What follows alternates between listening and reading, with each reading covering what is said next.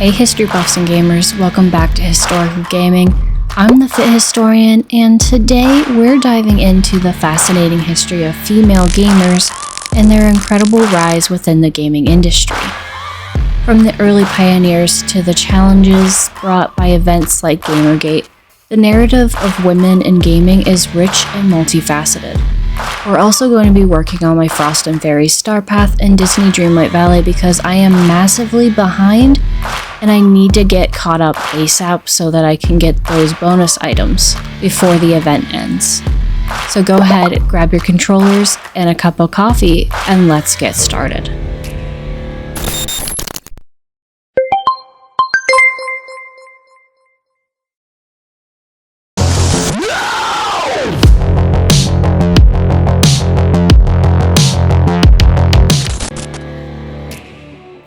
Let's rewind the clock to the 1970s and 1980s. Back then, the world of gaming was largely male-dominated, yet there were trailblazing women who made significant contributions. One of the earliest examples is Carol Shaw. She created River Raid while working at Activision and became one of the first female game designers who achieved notable success. Carol's story is important today because she was there with the people who still get called the big dogs.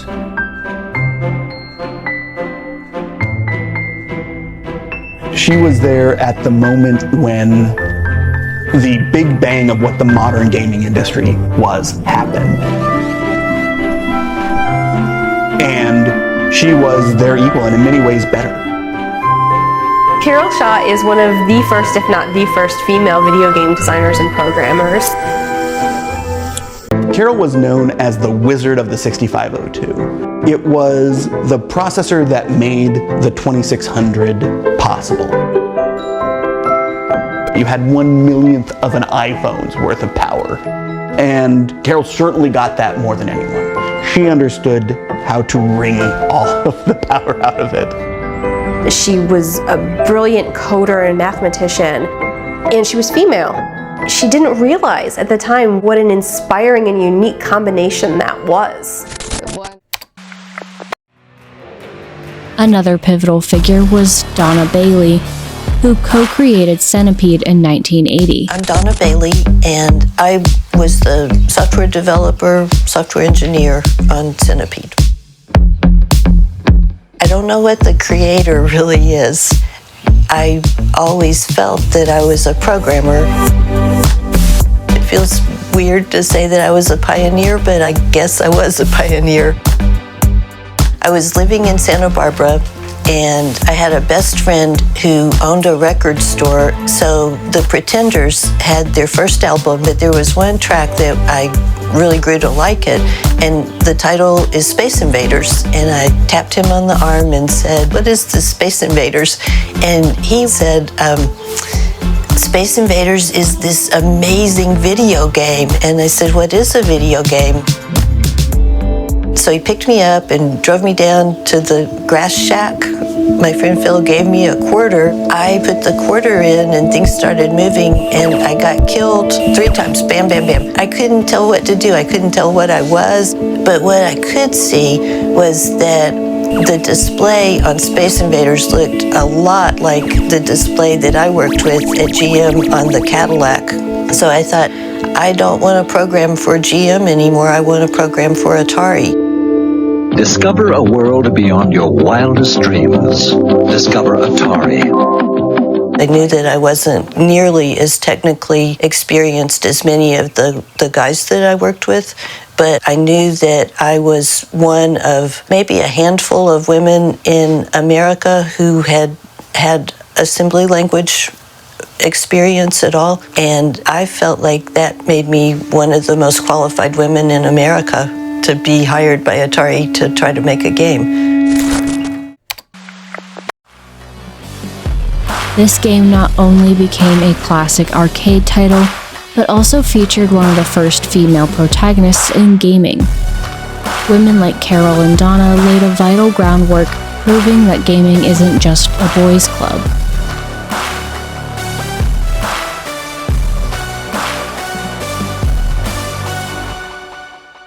Fast forward to the 1990s, with the rise of home consoles like the Super Nintendo and Sega Genesis, gaming became more accessible.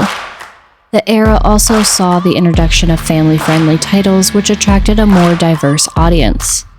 By the late 90s, studies revealed that women made up nearly 50% of gamers. Not only were women playing games, but they were also cultivating communities, sharing tips, strategies, and experiences online. The rise of the internet opened a new avenue for female gamers to connect through forums, fan sites, and even early social media platforms. As we moved into the 2000s, competitive gaming or esports became a significant aspect of the gaming culture. Notable female gamers such as Scarlett in StarCraft II and players from Team Dignitas emerged, challenging the notion that this was a male-only domain. However, alongside this increase in visibility, there were some sobering challenges.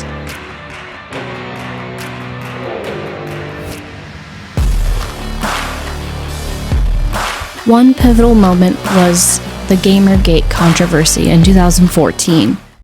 They sent me a series of threats that was so serious that law enforcement got involved, and I actually fled my home for several days. This is costing people's lives. The topic of discussion today is Gamergate. Gamergate. Gamergate. Gamergate. Gamergate. Gamergate. Gamergate was the harbinger of kind of the culture wars we're seeing every single day. Between sci-fi blockbusters and billion-dollar video games, nerd culture has exploded out of the basement.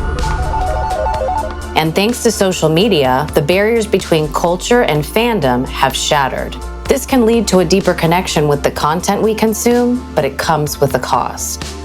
As the internet brought diverse new fans to the boys' club of nerddom, a reactionary movement arose to keep women and marginalized people away from their fan communities. This online culture war has caught real people in the crossfire. What is fueling this misogynistic nerd rage? Why are they targeting marginalized creators with organized harassment campaigns? And what kind of damage have they done?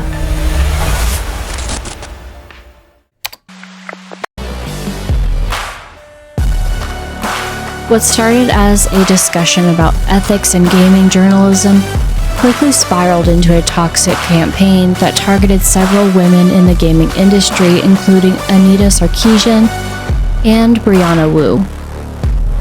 This controversy highlighted the deeply ingrained misogyny in gaming culture and revealed how women faced harassment for merely existing and voicing their opinions in the gaming space. If you're interested in checking out some examples of what it's like to play video games as a female or female presenting player, I highly recommend checking out Spontaneous's series here on YouTube called Oh My God, a Girl. It's a great series that demonstrates the reactions that she gets while playing. Some are fun and others are just downright misogynistic. Fortify the room. You need to keep the hostage secure.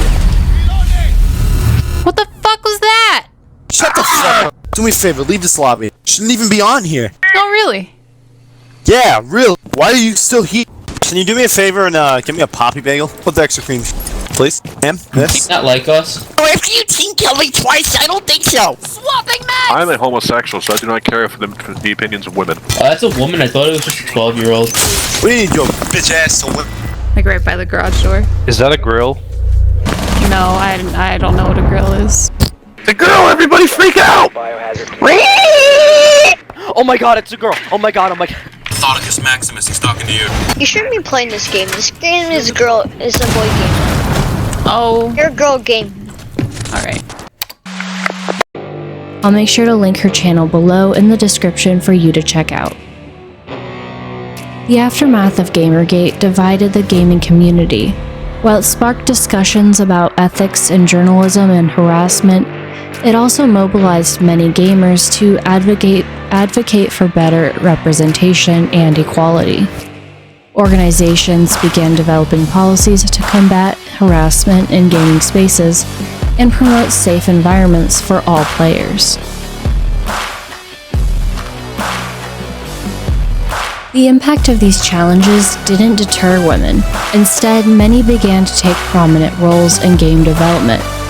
Women like Jade Raymond, who helped bring Assassin's Creed to life, and Amy Hennig, who was instrumental in the Uncharted series, proved that women could shape the narratives and mechanics of gaming significantly.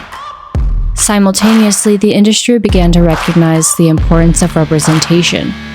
Games featuring strong female protagonists started gaining popularity.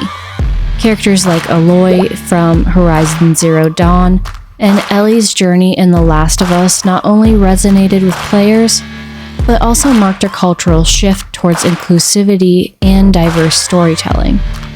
Moreover, enterprises and new grassroots movements began promoting women in game design and development, encouraging younger generations to pursue careers in gaming. As we look to the future, the landscape continues to evolve.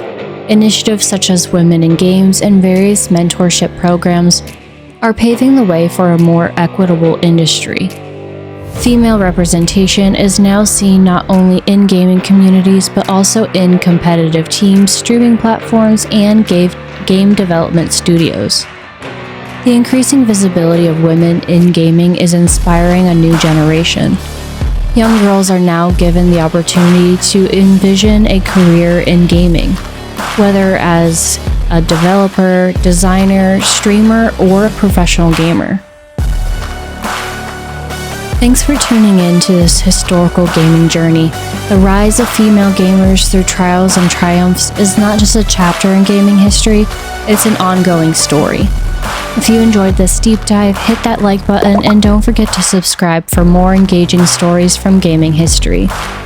Make sure you comment below about your favorite female gamer or character, and let's keep the conversation going. Until next time, keep gaming and stay curious. Bye!